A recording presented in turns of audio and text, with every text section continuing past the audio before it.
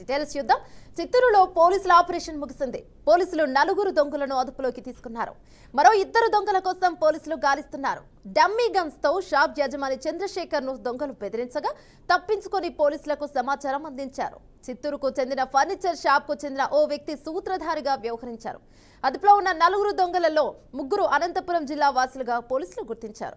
మరో 3 దొంగలు నంద్యాల వాసులుగా గుర్తించారు. ఘటనపై పోలీసులు కేసు నమోదు చేసుకుని దర్యాప్తును చేస్తున్నారు.